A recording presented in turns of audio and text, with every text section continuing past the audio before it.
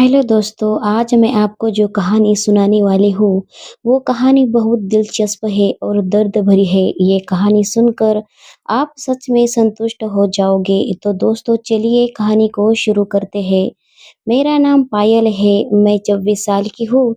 ये कहानी आज से तकरीबन 2 साल पहले की है, जब मेरी शादी भार्गव से हुई थी।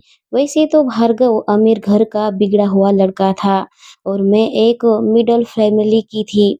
मेरा मेरे पिताजी तो एक छोटी-सी किराने की दुकान चलाते थे और मेरी माँ औरतों के ब्लाउज़ सिलाने का काम किया करती थी। हमारा उस पर ही गुज़ारा हो जाता था। उस समय मैं 11वीं की कक्षा में थी। उस समय मैं सुरेश को भी बहुत पसंद करने लगी थी। सूरज जो था वो 12वीं कक्षा में पढ़ता था। सुरेश की पर्सनैलिटी की फ़िल्म के हीरो जैसे कम नहीं थी। सूरज जो था अच्छे परिवार से बिलॉन्ग करता था। वैसे तो कॉलेज में जितनी भी लड़कियाँ थी उसमें तो आधी सुरेश पर ही मरती थी, क्योंकि सुरेश की जो स्टाइल थी वो बहुत ही यूनिक थी। सुरेश का मन भी बहुत साफ था, वो हर किसी की भी मदद करने से पहले जाता था। शायद यही कारण था कि मैं भी सुरेश पर मरने लगी थी। उसी समय दोस्तों अब मेरा भी रंग रूप निखर चुका था। मैं भी कली से फूल बन गई थी और फिर तब से मेरे माता-पिता को मेरी शादी की चिंता होने लगी थी। मैं चाहती थी कि मेरी भी शादी सुरेश से हो, मगर सुरेश तो नहीं मुझसे बात करता था और ना ही मेरी तरफ देखता था, मगर मैं ही उससे एक तरफ़ा प्यार करती थी। और फिर दोस्तों जैसे ही मेरी 12वीं की कक्षा के एग्ज़ाम हुए, उसके बाद मेरे माता-पिताजी ने कॉलेज जाना बंद ही कर दिया था और सूरज जो था उसकी 12वीं ख़त्म होते ही पता ही नहीं चला कि किस तरह गायब हो गया। दोस्तों मैंने कॉलेज में भी सूरज के बारे में पूछताछ की, मुझे सूरज के बारे में कोई पता नहीं चला। दोस्तों मैं आगे पढ़ना चाहती थी, मगर माँ और पिताजी इन्हें मुझे कहा, पायल तुमने बहुत पढ़ाई कर ली, अब ज़रा घर की देखभाल भी करना सीख लो। और फिर दोस्तों कहा मेरी कॉलेज की सुनहरी ज़िंदगी और कहा ये घर का चूल्हा-चक्का। और फिर दोस्तों तब से मेरी दुनिया ही बदल गई थी। जैसे ही सुबह होती, माँ सिलाई मशीन पर अपना काम करने के लिए बैठ जाती थी और फिर सारा घर का काम मुझे ही करना पड़ता था। रोज़ कपड़े धोना, बर्तन घिसना और खाना बनाना, यही सिर्फ़ मेरी रोज़मर्रा के काम हो गए थे। दोस्तों मेरे तो दिन इस तरह से ही बीत रहे थे। मुझे रिश्ते अच्छे घर के आते थे, मगर लड़के वाले मोटी दहेज की माँग किया करते थे। उस कारण से मेरे माता-पिता की चिंता दिन-ब-दिन बढ़ती ही जा रही थी। और फिर दोस्तों मेरी ज़िंदगी में एक नया और खुशी से भरा मोड़ आया। हुआ यूँ कि मेरे पिताजी शहर गए थे दुकान का सामान लाने के लिए और माँ भी किसी काम से बाहर गई थी। माँ ने बाहर जाते हुए कहा था कि मैं दुकान पर थोड़ी देर बैठूँ, क्योंकि उस दिन हमारे गाँव में सरपंच की बेटी की शादी थी और उस वजह से हमारे दुकान पर बाराती आने लगे थे। हमारा गाँव 60-70 घरों का कब्जा था और गाँव में सिर्फ हमारी ही छोटी-सी किराने की दुकान थी। शादी के बाराती हमारी दुकान पर आने लगे, कोई सिगरेट लेता तो कोई गुटखा, तो कोई ठंडे पानी की बॉटल भी लेने लगे थे। उस दिन हमारे दुकान की बिक्री अच्छे से होने लगी थी। तभी एक सूट-बूट में एक नौजवान लड़का आया और उसने कहा, जी मुझे एक सिगरेट दीजिए, और फिर उसके बाद वो मेरी तरफ घूरने लगा। तब मैंने मेरी नज़रें उस पर से हटा ली और ग्राहक पे ध्यान देने लगी। दोस्तों उसने सिगरेट लिया और हमारे दुकान के बाजू में जाकर पीने लगा। वो सिगरेट पीते हुए सिर्फ मेरी तरफ ही घूर रहा था। उस वक़्त मैंने मेरा चेहरा दूसरी जगह घुमा लिया।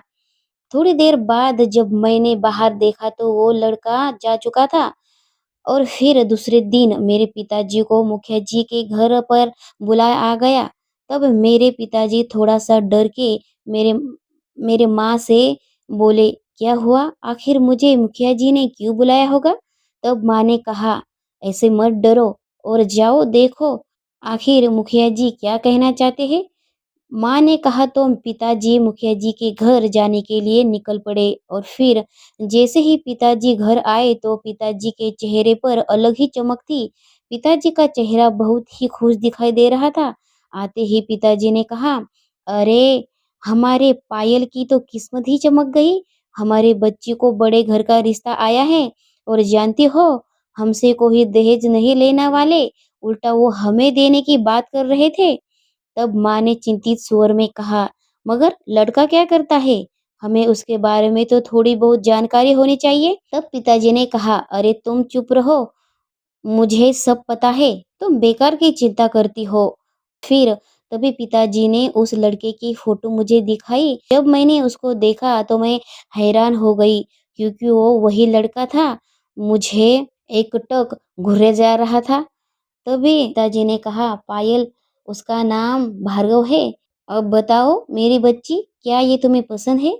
पापा के ऐसे पूछते ही मैं थोड़ा सा मुस्कुराई दी।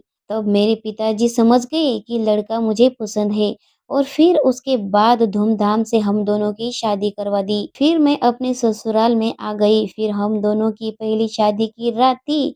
मैं मेरे कमरे में बैठकर भार्गव का इंतजार करने लगी थी और फिर थोड़ी देर में भार्गव आ गया और मुझे लगा कि भार्गव मुझसे बात करेगा, मगर उसने आते ही कमरे का दरवाजा बंद कर लिया और लाइट बंद करके मुझ पर अपना प्यार लुटाने लगा।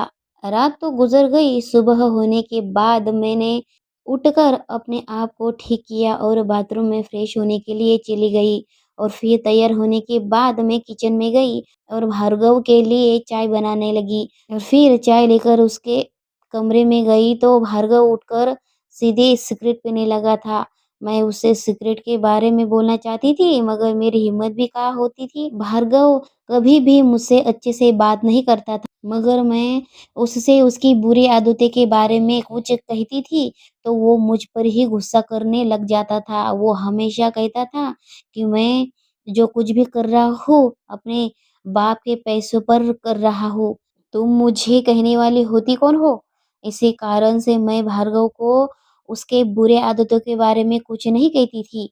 मेरे माता-पिता मुझसे रोज़ फ़ोन किया करते थे, इसी वजह से मुझे कभी अकेलापन महसूस नहीं होता था। मेरे सास-ससुर थे मगर वो भी भार्गव की इस आदत से दूसरे शहर में रहते थे। इतने बड़े घर में सिर्फ मैं और एक 25 साल की बूढ़ी नौकरानी हम दोनों ही थे, क्योंकि भार्गव तो कभी-कभी 3-4 दिन बाहर ही रहता था। भार्गव कभी आता था और चला जाता था और फिर एक दिन भार्गव ने एक औरत को भी घर में लाया था। जब मैंने उससे पूछने की कोशिश की, तो उसने मुझे उल्टा बातें सुनाई और कहा कि वो मेरी दोस्त है, अब से ये यहाँ पर रहेगी। अगर अगर तुम्हें इसे स्वीकार नहीं हो, अगर तुम इसे स्वीकार करती हो तो ठीक, नहीं तो तुम्हारे लिए दरवाज़ा खुला है, तुम जा सकती हो।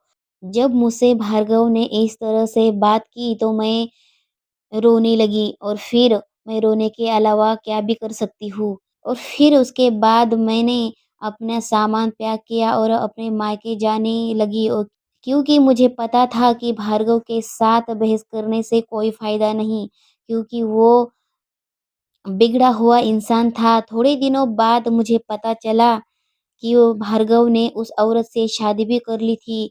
उसके बाद मैंने अपने माता-पिता से कहा कि मैं दोबारा भार्गव के पास नहीं जाऊँगी।